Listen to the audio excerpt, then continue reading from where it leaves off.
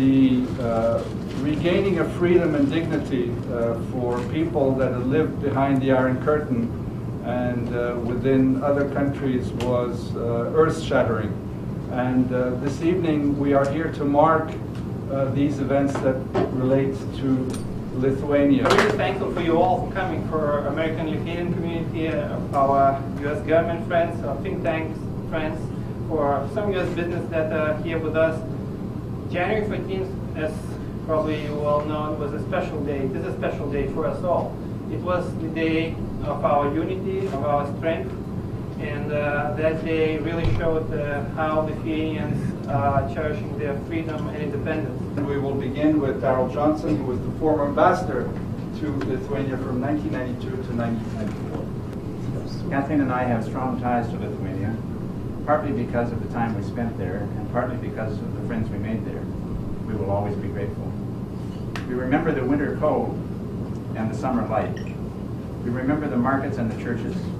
We remember visiting remote parts of the country, and we remember walking the streets of the capital.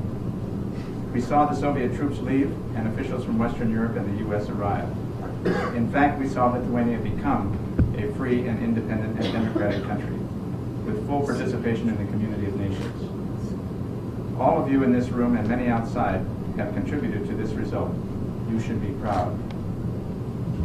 And speaking personally, Kathleen and I remember warmly the Lithuanian embassy in Washington because the late Ambassador Laisvės hosted a reception for us on March 18th, I believe it was, the day after we were married.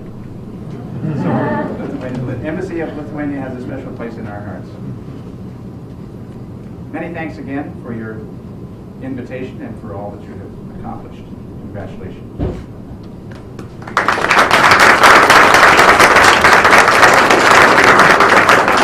We have some photos too from that early time. I think we're ready to go, are we? Yeah, there we go.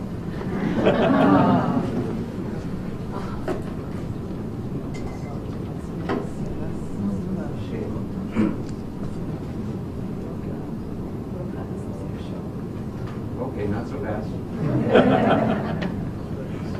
How great is it?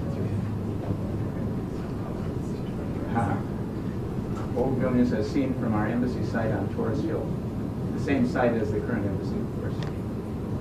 Well, and this was our combination residence and office in the early months on Ekmenegate. It's now, by the way, the residence of the Norwegian ambassador.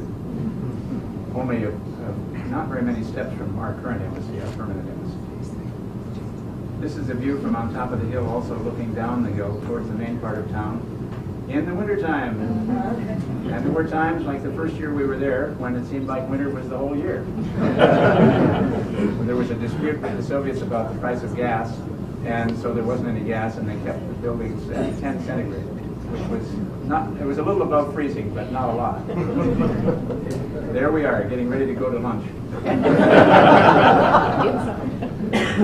Drogi Hotel. And this is the Kalvaria Market. Many of you will recognize the location. This was in the fall or early winter. Thin pickings, yes. This was October 91, one of the exchanges of documents. There were several ceremonial events, as you'll see from these pictures. But the first were in October of 1991 when I exchanged documents with then President Landsbergis, which officially opened the building that was called the Embassy of the United States of America as of October 1st of that year. And this is the same event with some other folks who recognize Mr. Saudargas and, of course, Landsbergis and others. So we were all there to help celebrate this occasion. And there we are. Similar event, some of the same people. This was later. This was in February '92 with the visit by Vice President Dan Quayle, who also cut some ribbons and inaugurated the other building. The building that we're in now was inaugurated on the visit by Vice President Quayle. Elaine Shaw at the time was the director of the Peace Corps, and Peace Corps later began the program in Lithuania and the other Baltic countries too. But on this occasion, she was mainly a visitor with Vice President Quayle's delegation. There's the same thing. The signer on the Lithuanian side was the then Prime Minister Vagneris. And there he is, and there is Vice President Quayle and Mrs. Quayle, and I'm hiding back there behind the Prime Minister. And a similar picture of the same event. Of course, this is a view of the backyard of the embassy building. I think some of the yard is still there, isn't it? Yeah. There's some folks here will recognize themselves or others. This was basically our starting up team, early staff. And this was the resident staff who helped with all the official entertaining, of which there was a lot, by the way, even though the country was small and the capital was relatively small and the travel budget wasn't large. There were a lot of people who came to Lithuania within that first 2-year period when we were there. And former Ambassador Lozoraitis, a great man in his time and a great man to be remembered for all that he did for Lithuania and America. He was the one who hosted the wedding reception at the embassy on 16th Street. And that's the same day, same event, and the entertainment was Lithuanian folk songs and dances, which are wonderful, of course. Oh, that's neat. And this is the old wedding cake at home. That's neat. I think everybody managed to get at least one slice out of that cake. This is the swearing in at the State Department. This was also in March of 1992. Mr. Eagleberger, who was my mentor in the State Department, is standing there beside me, and he spoke on this occasion also. The man with the bald head is the chief of protocol, who gave the oath, and for which I repeated the appropriate words.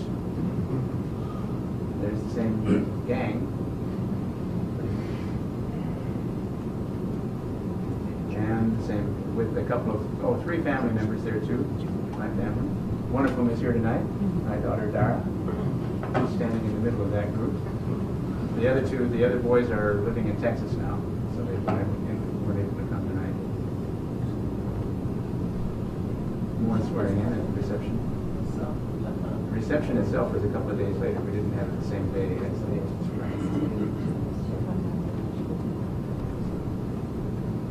And this is work. Those are not classified documents.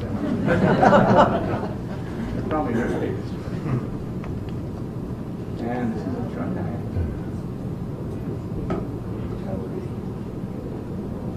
And this was just before we left, when the then President Brazauskas awarded me the Order of Gediminas. He was always easy to talk with, by the way. I know that there were lots of ideological differences and historic differences, but he was always accessible when we had business. And this is the new cultural center, and it coincided, the opening of the cultural center coincided with our departure, so this is both a hail and a farewell. That was in June of 1992. This is the team again, the embassy staff. And this, I should let the lady of the house comment on. This is her garden. It's the Jefferson garden. You want to say? Oh, this was my my victory garden at the residence, and all of the seeds that I got were heritage seeds from the Jefferson Heritage Foundation in Virginia, in Charlottesville. So it took me a little while to get it up and running, but it was producing, and we were entertaining and eating that food before we left. So it was my sort of my pet project. And this is the same yard, of course. The angle is a little different, but that we were still in that old house at the time. I would like to be brief so that we can all enjoy the presentations by people who were more important then and are more important now than I was at that time. I would like to mention, especially in the context of the German Marshall Fund, one very important 4-letter word, which we did not hear very much when I got to Lithuania in 1995, and we heard a lot more by the time I left in 1999. And of course, you cannot hear without the context of Lithuania now, namely NATO. Lithuania is in NATO because of the vision of people like U.S. ambassadors to Lithuania, people like General Kronkaitis, people like Vygaudas Ušackas. I remember meeting him when he was the deputy political director in the foreign ministry. He had just come back from Brussels. Without giving away any secrets, when our embassy in 1995 talked to people in Washington about Lithuania and NATO, there was not a great deal of interest. Capitol Hill had some interest and some momentum, but it was one of those subjects you didn't really talk about. How could such a thing ever happen? How would that work with Russia and Yeltsin in transition? Lithuania earned its place in the NATO alliance over those years, has been a tremendous ally and contributor to the alliance, is with us now in Afghanistan, has done much else. I remember very well, again, the vision of somebody who I'm sure is familiar to all of you, Manuelis Zingeris, very committed in every capacity, despite a very difficult family history, dedicated towards the close friendship and partnership of Lithuania and the United States and getting Lithuania into NATO. If I can be obscure for a moment, like political officers at the State Department occasionally are, this year marks the 80th anniversary of the flight of Darius and Gerenas, Lithuanian Americans, on their way to Lithuania, a very noble and heroic flight. They flew over 40 hours. Unfortunately, they did not succeed in getting all the way to Lithuania. Emanuelis tells a very special story about his mother, a concentration camp survivor later on, but one of the Kaunas residents who was at the Aleksotas airfield in 1933, waiting for Darius and Gerenas' plane to arrive. And as he describes it with more brio and emotion than I could ever do, his mother remembered that standing there at the airport in Kaunas, people were saying, "I can hear the engines. I can hear the engines. They're about to land. They will just come." And unfortunately, for those of you who know the story, the plane crashed and they both died in what was then East Prussia.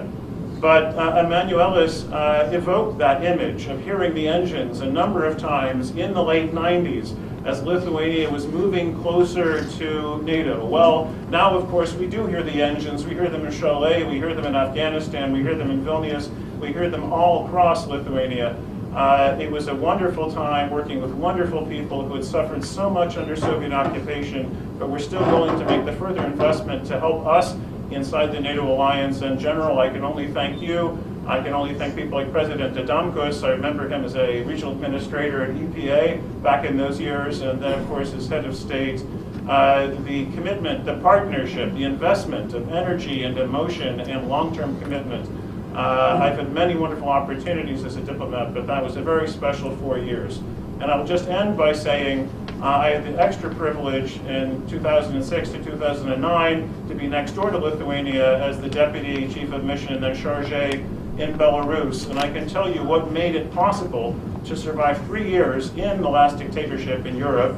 There may be some competition for that title, but in any case, what made the difference was having friends and colleagues in Vilnius 2 hours away. The last Marine Corps ball that the United States ever hosted in Minsk was at the Lithuanian embassy in Minsk in 2007. There are no Marines there anymore. We're down to our last 5 diplomats still because the dictator is still there. But Ambassador Bagdonas and his team, and Vytautas Ušackas and many others back in Vilnius, as well as Ambassador Cloud and his team, were invaluable supports to us when we were next door.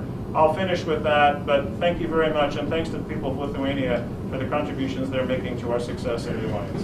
When we got to the Drobista Hotel, it was bright daylight. That was fine, it didn't look that bad.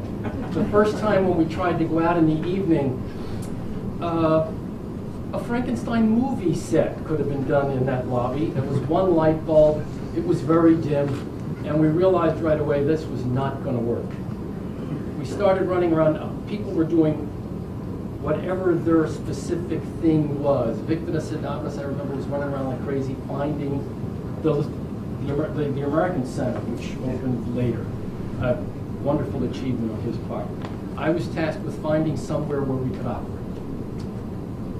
We went down and met with the manager of the hotel, trying to figure out, okay, well, let's get some better space in the hotel. They were the ones who told us about the little house on no, not up menu, but Nikolaicho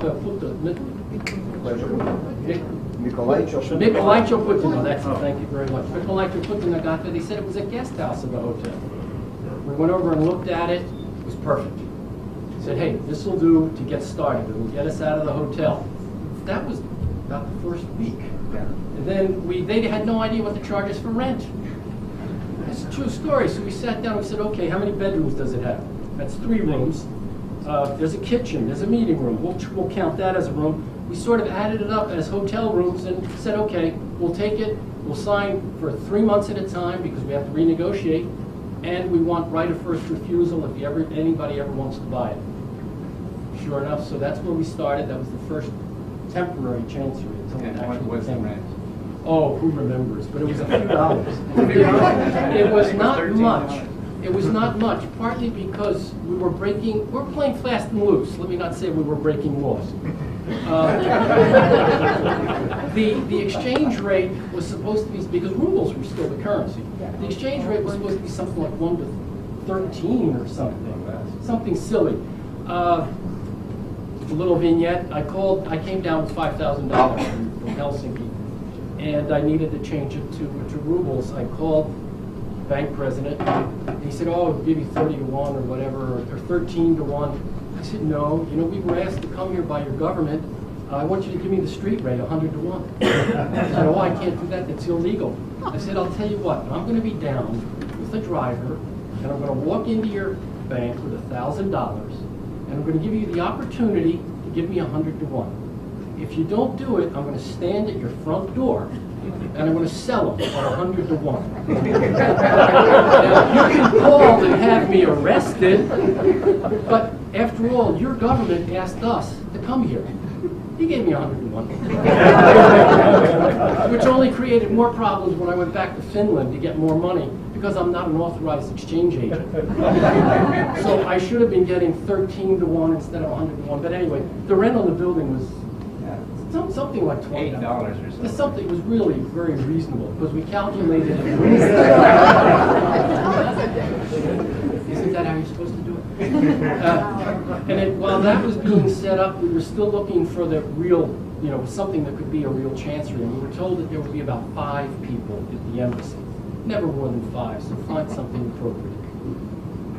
I was approached by the gentleman who had been the head of the Lithuanian Republic Consular Service under the Soviets, and he said, "Hey, our former headquarters is there, it's available, it's empty, it's a nice building, nice location." Walked me over to Akmeniu Gatvė, we walked around. When we went down into the ground floor, the basement floor, there was a corner office. We walked into it, and he went, "Shh." I said to myself, why do you have to keep quiet in an empty room? Later, when we walked out, he said, that corner office, that used to be the resident's office. When he picked up the phone, it was automatically answered in Moscow. He still didn't want to talk in that room. He was convinced it was wired. Anyway, we soon had OBO come down, or FBO in those days, Foreign Building Office, come down, survey the building. They agreed to buy it, and it ended up the Chancery. So that's 1991. Then I left. No, I had a health problem. I detached retina surgery in Helsinki wasn't quite as good as it was supposed to be. And anyway, I didn't get back until 1998. 1998 was a whole different world. Just the airport was entirely different. Doors worked. Oh, a little vignette. 1991, we're trying to meet somebody at the airport. 3 or 4 of us are running towards the door trying to get it open. And I'm the last one. I go up, I go, "Come on, guys, how many foreign service officers does it take to open one door?" And Maura Hardy replied, "How many are in the story?" Anyway, 1998, it's a whole different world. We walk in, you're met at the airport, you're walked right through, no problems, no hassles. The city is entirely different. The building's operating nicely, it's all fully furnished, only one problem. It was about 15 Americans. The building was too small already. And my arrival in August of '98, I don't know if the bombings in Africa were immediately before I arrived or immediately after. Immediately before. Was immediately before. But anyway, we realized that security was going to be an issue, and while this location was secure, we were going to have to expand. And an inspiration that I had in '91 but couldn't do anything about suddenly came back, and I said, we have to buy the entire end of the street. And A lot of stories there. The first building we picked up was the apartment building right across the street. The editor of one of the local newspapers was writing editorials how we would never sell to the Americans, never. His was the first apartment we bought. The last one was by a Lithuanian American who had bought it, and he held out for a good price because, as he kept saying, hey, look, the government didn't give me this apartment, I bought it. And we told him, you're not going to enjoy living with these Marines. He said, I don't mind Marines. But anyway, we ended up at that building. It became the Marine House. There were two in '91. There were two duplexes. There were little private homes. One had been bought by the Kazakh embassy. We bought that. There was the apartment building next door.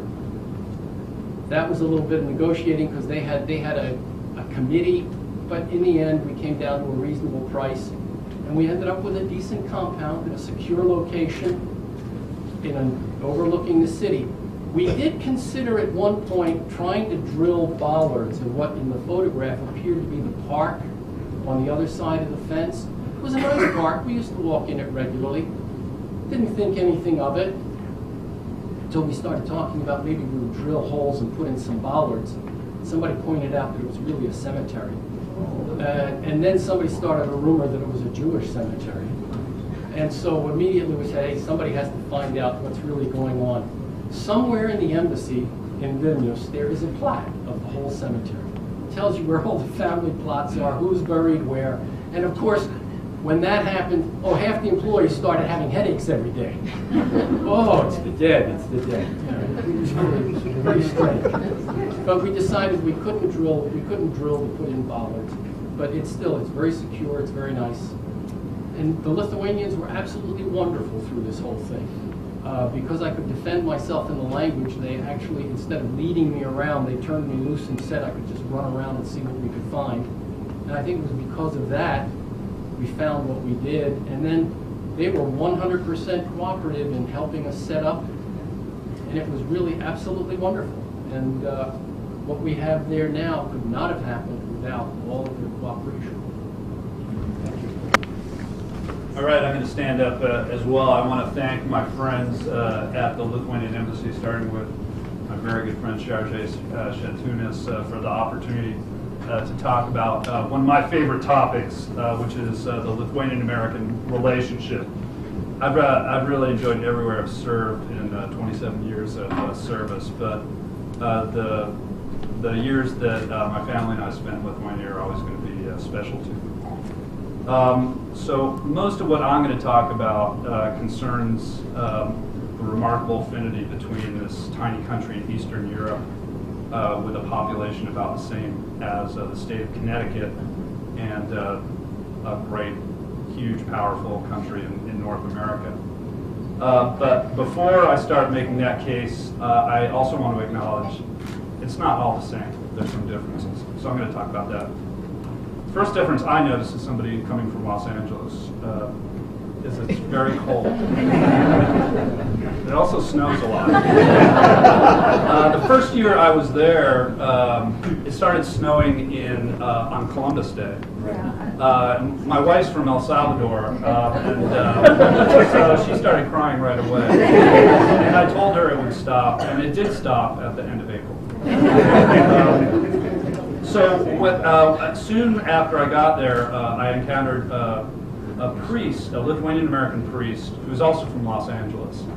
And he said, you know, it's not easy for folks like us from Southern California here. I said, well, you've gotten through a lot of winters. That must have involved a lot of prayer, Father. He said, prayer? I got some.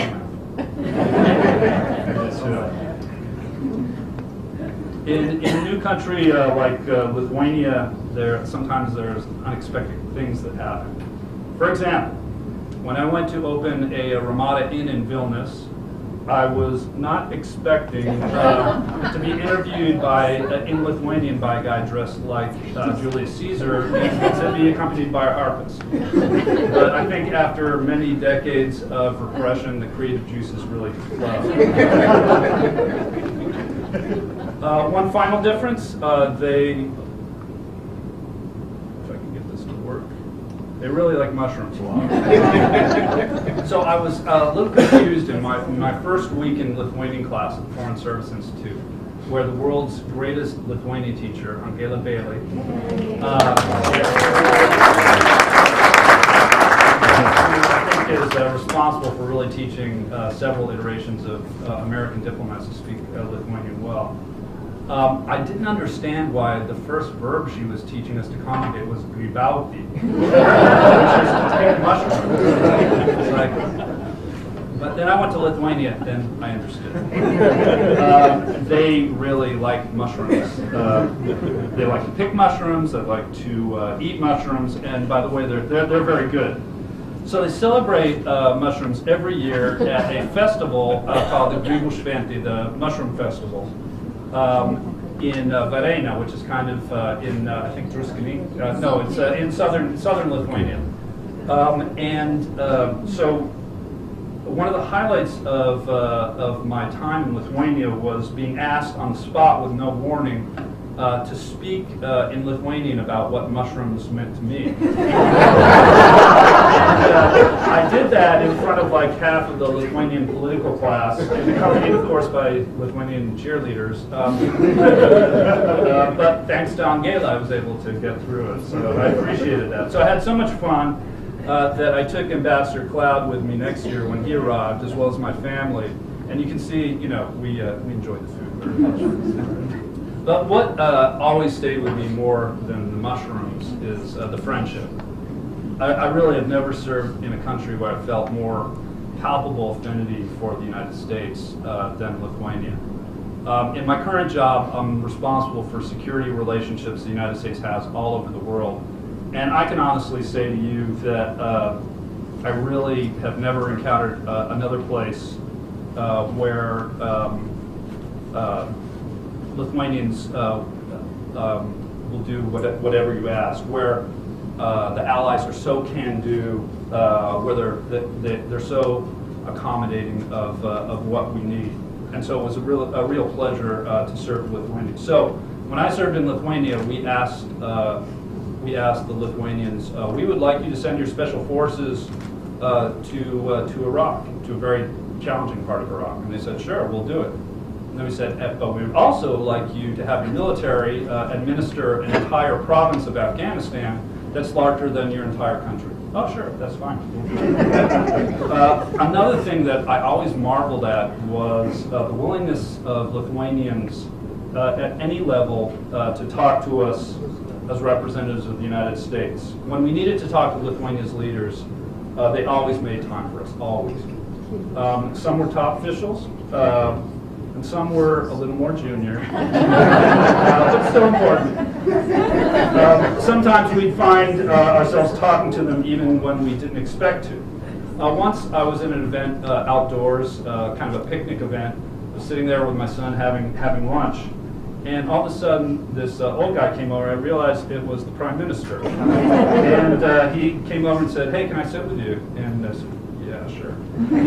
So he hung out for what seemed like a long time, and seemed very concerned with broadening my knowledge of Lithuanian spirits.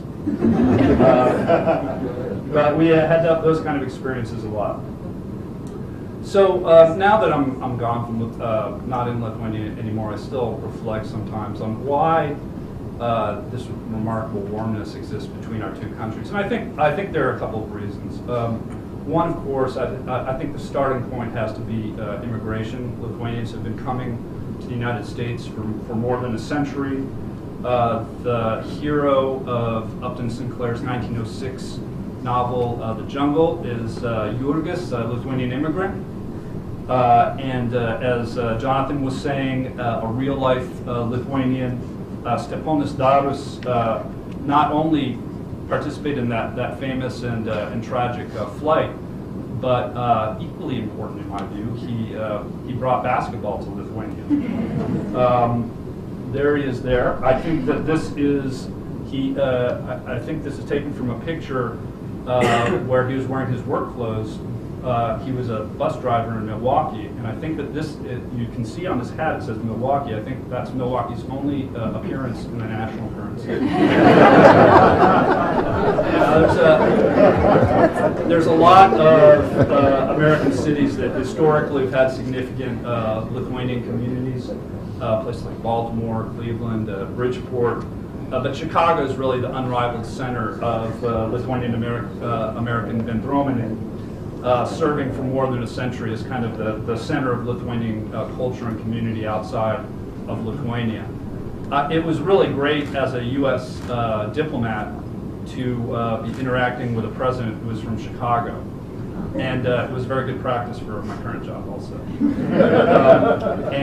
So we had lots of people, including General Kronkaitis, who's from New Haven, Connecticut, which is where my father is from.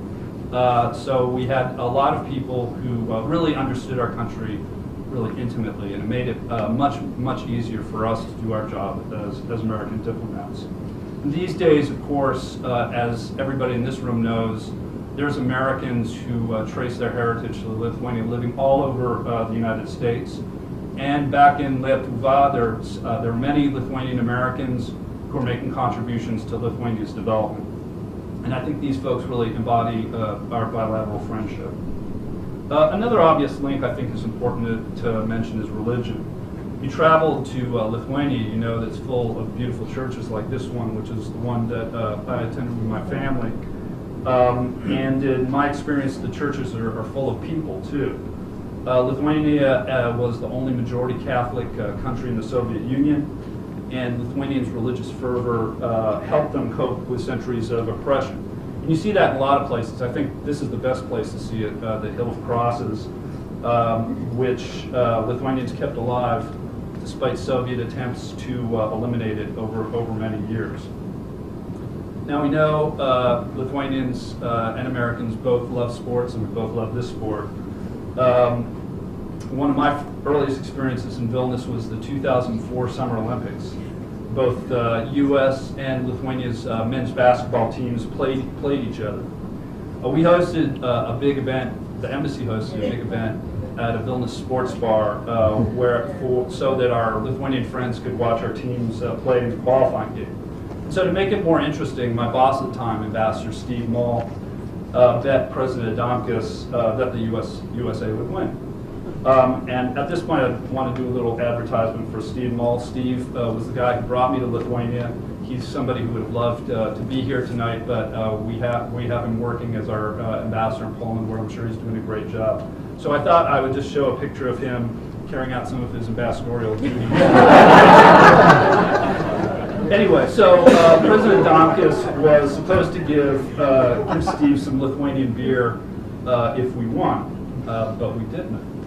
But the Lithuanians were so ecstatic that they had won the game that they ended up giving Steve a year's supply of beer. And by the way, the beer is good.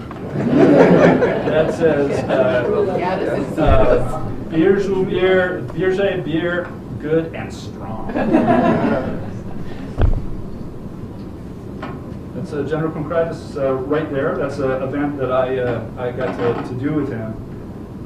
And this is the last thing I'm going to say. I think that the real ultimate answer to why Lithuanians and Americans relate so well is that our core national value involves the struggle for freedom. I'm always going to remember this event, just held in a forest in the middle of the countryside to honor Lithuanian freedom fighters who held off the Red Army with little more than hunting rifles and with very little help for many years. Monsignor Alfonsas Svarinskas, who's back there seated, presided over a commemorative mass, and there was a carved wooden statue in honor of President Reagan that was unveiled, and I had the honor to read the letter of thanks from Mrs. Reagan at that event. The event really moved me because it featured hundreds of elderly veterans from Lithuania's arduous and often lonely struggle for independence. And these weren't people just said that they cared about freedom and self-determination. They fought for it, they suffered for it. It's really an honor to be surrounded by those kind of people. And it's why I had a great tour in Lithuania. It's why I still read about that little country many years after I left it. Thank you very much. I do think it's important to focus on this day on January 13th. And on January 13th, 1991, I was working in the old Eastern Europe and Yugoslav office of the European Bureau of the State Department. Now, I was trying to take care of Daryl because I was the economic desk officer for Poland, Hungary, and Czechoslovakia. I wasn't working on Lithuania. But I heard all about everything in the staff meetings, in the buzz going through the office. And this is an office that had a buzz for Poland, a buzz for Hungary, a buzz for Czechoslovakia, and then a huge buzz for what was happening in Lithuania and then what happened in the other Baltic states. Because the first countries, well, it was still a long shot. It was easier to imagine because the situation was so different. But with Lithuania pressing for its freedom again, it was, you really have to appreciate everyone in Lithuania who fought for their freedom, who fought such a, impossible, what looked to be an impossible task to regain their freedom. And I know many of you here today were involved in that fight, and I still marvel at your tenacity and your thirst for freedom, because it's just a phenomenal thing. January 13th was brought back to me when I first arrived in Vilnius. Tom will remember, Speaker Hastert came almost immediately after my arrival. And it was basically the last thing he did as Speaker. He went back to Washington immediately afterwards and stepped down as Speaker. And he had been, throughout his tenure, a great friend of Lithuania. And going into the Parliament, the parliamentarians would point out the bullet hole in the Seimas building, in the entrance to the Seimas. And right when I was leaving, not only did I have a big codel to begin my tenure, but we had a huge codel to end my tenure because we had the OSCE Parliamentary Assembly.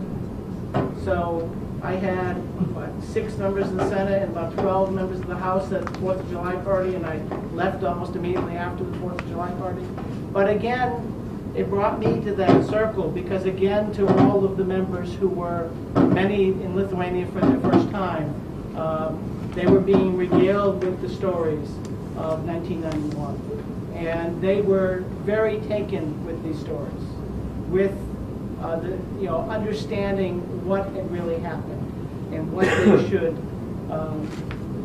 it's one thing to know it from looking at it from the United States, but to know it from talking to people who actually experienced it is something very different. I had the honor when I was there to work with Professor Landsbergis, who by that time had moved to the European Parliament, to work with Mr. Kubilius, both as leader of the opposition, which he is again now, as of this week, but also as Prime Minister, people who were very active on January 13th. I also had, as others have spoken about, the opportunity to see the love Lithuanians have for democracy and freedom. The attention they paid to Belarus, the attention they paid to Georgia, the attention they paid to Ukraine. Hearing some of the stories of when President Adamkus was in Ukraine during the Orange Revolution and what was happening. The stories when the huge Lithuanian delegation was in Georgia as the Russians were crossing the border. It's that thirst for freedom is something special today. And I should say, I had just come from 3 years in Germany, and I have great love for the Germans and great love and many friends in Germany. But 2003 to 2006 was not the easiest time to be an American diplomat in Germany. It was very easy to be an American diplomat in Lithuania.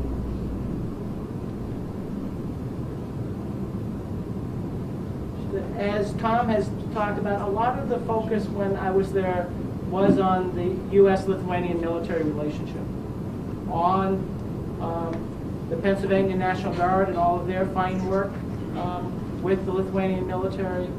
We went back to having fairly frequent ship visits. And the last one we had, we finally got President Adamkus to come the 3 hours to Klaipėda for the visit. It was always a challenge to get people to come from Vilnius to Klaipėda for visits. 3 hours is 3 hours. And of course, there's not really a great way to get to Klaipėda except for to get into a car and drive. So we had many other very successful military relationships. We got to see General Kronkaitis when Mr. Kubilius' government came back into power, and he was back at the Defense Ministry as an advisor and helping then Minister Ivana Chenye as she took over the ministry. The U.S. Air Force had another rotation in Chile in the air policing mission. Unfortunately, though, there were some sad events as well. I was there on the tarmac with the President and the Prime Minister when the body of Sergeant Arūnas Jaromalavičius was brought back from Afghanistan, the first Lithuanian casualty in Gore province, and talking to his wife, trying to console his wife in what most of you know is not my very good Lithuanian, demonstrated the Lithuanian commitment to what we were doing, to working for freedom, to working for what was happening in Afghanistan. Because there were very few questions about why the Lithuanian military was there. It was seen as a tragic event, as a great loss to the country, but it was not seen as the reason to revisit Lithuania's commitment to NATO, Lithuania's commitment to be in Afghanistan. I do want to mention one other major professional event that happened when I was in Lithuania, and that was that finally Lithuania got the visa waiver. Thank you.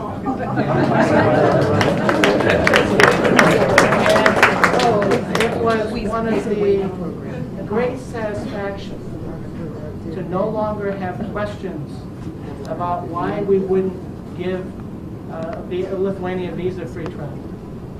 And it made every visit that much easier, whether it was to a minister, whether it was a meeting with the media, whether it's to some town in the country.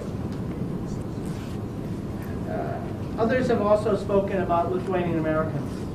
And we have General Kronkaitis here as a prominent example of a Lithuanian American who has given back to his birth country, but also continuing to be a very important American citizen. I just want to mention a couple, and I could mention many of you here today, but I was always quite taken by Alma Adamkienye's philanthropic work. She is not a woman who puts herself out front trying to get attention, but she really brought a sense of American philanthropy to Lithuania and did a lot of tremendous work. Josis Kazitskis and the entire Kazitskis family did many things in the same vein. And the relationship between the Lithuanian American community and Lithuania will change, I suspect, because unfortunately all of us are aging, but I think we will continue to be a very close and a very important relationship. Mary and I spent a lot of time traveling around Lithuania. It's something that Steve Mull had done before me, that Tom recommended I continue to do. In many places we would go, people would say to us, "Why did you come here?" They found it hard when you went to a small provincial capital to understand why the American ambassador would go there. And I always try to remind them that the president had named me to be ambassador to Lithuania and not ambassador to Vilnius. And anyone who's been in this type of job knows it's easy to be a captive of the capital. But you have a lot more fun if you get out of the capital and see the country. Lithuania is a phenomenally beautiful country with many different things to see, and we benefited from it. Picking up again on something Tom talked about, we also benefited about it in going to basketball games. I probably saw more basketball games than any other American ambassador. I would go to the Lithuanian Olympic Committee, and they would look at me and say, "You go to a lot of basketball, don't you?" And we went to men's games, we went to women's games, we frequently went to the Siemens Center in Vilnius, we went several times to the old arena in Kaunas, but we also went in Marijampolė, in Klaipėda, in Panevėžys, and it was a tremendous experience. Spent a lot of time with the American athletes who were on the teams, but also with the Lithuanian athletes. And one day in August of 2008, Mary and I were flying back from having been on vacation in the United States, and we were waiting in Frankfurt Airport to get the flight to Vilnius. And coming in, we suddenly see all these very tall people come up. The Lithuanian national team was coming back from Beijing. And if I recall correctly, they finished 4th in Beijing, and they were very disappointed to have finished 4th, just out of the medals. What I tried to tell many of them, and by that time I had met many of them for one reason or another, was here is a team from a country of 3.5 million people, and they are consistently in the top 4 of basketball in the world. And that's a phenomenal accomplishment, and one that speaks very well to their basketball prowess. Let me find my place, always a constant problem. Lithuania has proven since those courageous days of January 13th at the TV tower and at Seimas, its love for freedom, its willingness to fight for freedom. And all I can say is that it was really a privilege and an honor for the two of us to be in Lithuania for those 3 years. Lithuania will always hold a special place in our heart, and we wish you all the best. Thank you. You've heard my colleagues mention the importance of Lithuania as a NATO ally and partner. I would say that Lithuania could be a model for NATO solidarity and for partnership and alliance. This small country of 3.3 million people, which suffered among the worst declines in GDP, 15% from the economic crisis, nonetheless maintained its commitment to running a provincial reconstruction team in the 3rd poorest province in Afghanistan. And I had the privilege of seeing the work they were doing in Gore province. The day I presented my credentials to President Grybauskaitė at 11 a.m. At 9 p.m. that night, I was on a Spartan airplane. That's a Italian C-130, and it was Spartan, flying off with Brigitte Sušatskas to Afghanistan. And there I saw how this small country of 3.3 million people, notwithstanding the economic crisis, had rallied partners like the U.S. and Georgia, Greece and Japan, to build roads, to work on a hospital, to build a cultural center, to just do remarkable things. Lithuania is a partner at NATO, and a good one, because they know how important NATO is to them. And one of the most touching experiences I had while I was there on the security front was watching an operation that brought U.S. Marines and B-52 bombers to the shores of Lithuania over the Baltic Sea.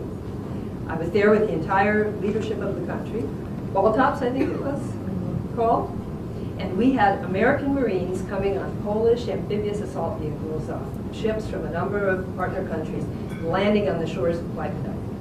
And believe me, all the leaders of Lithuania who were there, this meant a lot to them to see how important the commitment was by the United States and by the NATO partners to Lithuania's security. We have the Pennsylvania National Guard here tonight, and I should mention very briefly that that's one of the best partnerships that any newly independent entity of the former Soviet Union has the privilege of experiencing. The Pennsylvania National Guard has done remarkable things with and for Lithuania, and right now is building a 5-year plan for how our engagement will continue in the coming 5 years. This is appreciated also by Lithuanians. So on the security front, I would say Lithuania is one of the best partners that we can hope to have, and a real model for a small country, making a serious contribution to U.S. national interests.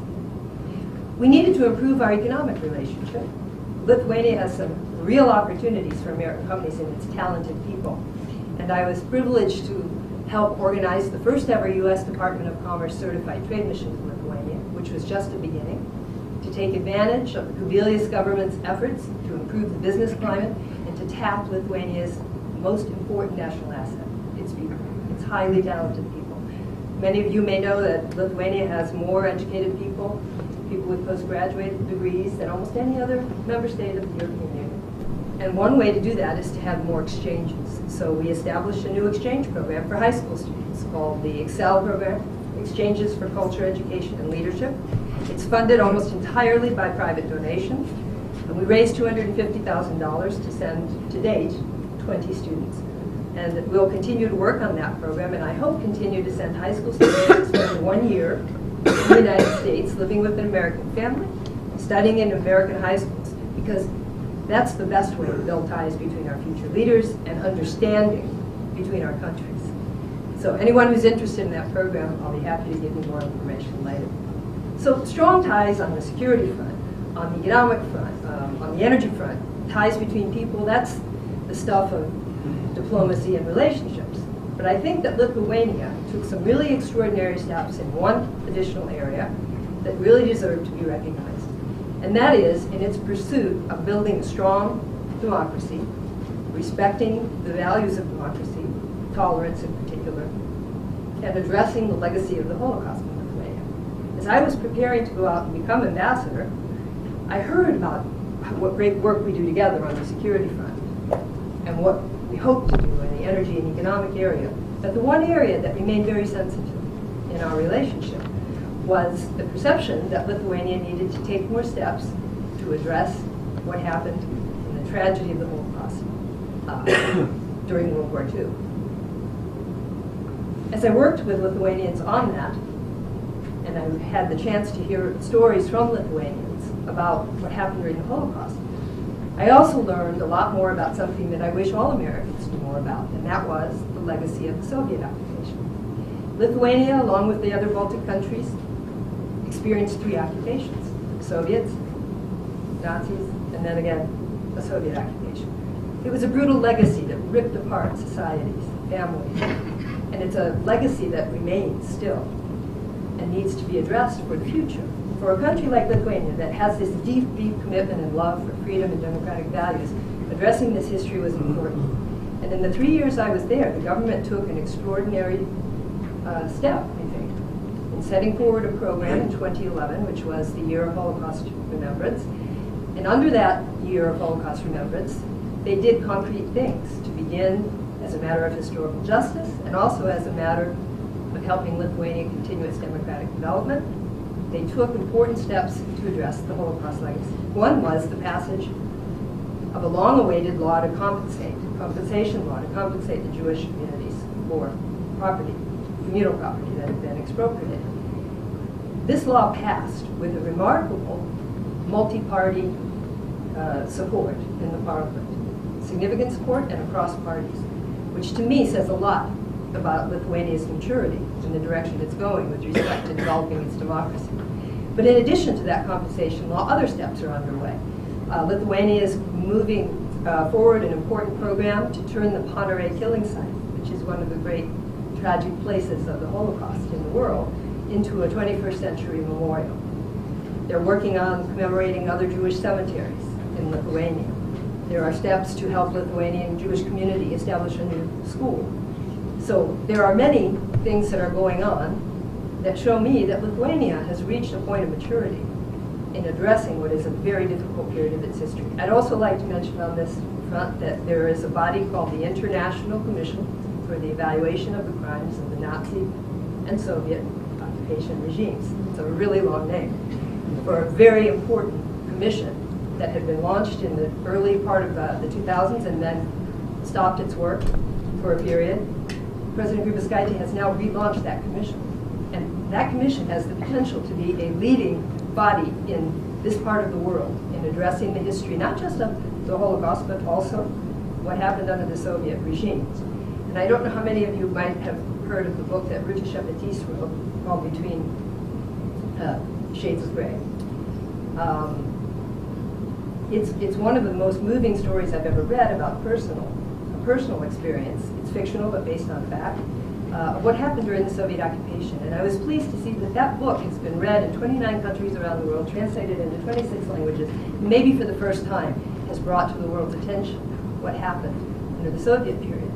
Looking at both of those phenomena is very important, and it doesn't equate them at all, but it does open minds and hearts if you look at both and understand the interrelationship that led to the tragedy in World War II. So I'd like to commend Lithuania for that. I'd like to commend Lithuania for doing a great job managing the community of democracies and the OSCE ministerial. Both President Obama and President Clinton recognized their extraordinary work. I join my colleagues in saying this was probably, all told, professionally and personally, the best experience of my foreign service life. On a personal note, I did a lot of mushrooming. I learned how to recite parts of the famous poem about mushrooms, Grybų karas, in Lithuanian, and I pronounced them at the Varena Mushroom Festival. I've had the full sauna experience, and for anyone who has not had a full Lithuanian sauna experience, I really recommend it, including jumping into the snow when the ice. Deborah, you're going to really enjoy it. And I also made zeppelini by hand, the Lithuanian national dish.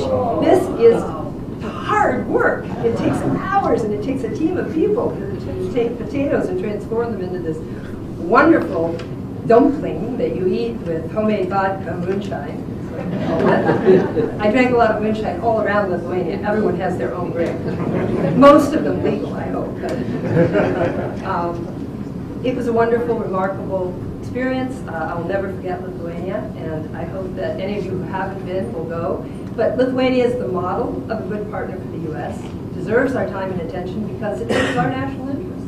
And together we're working on so many things where we share those democratic interests and values. So thank you very much.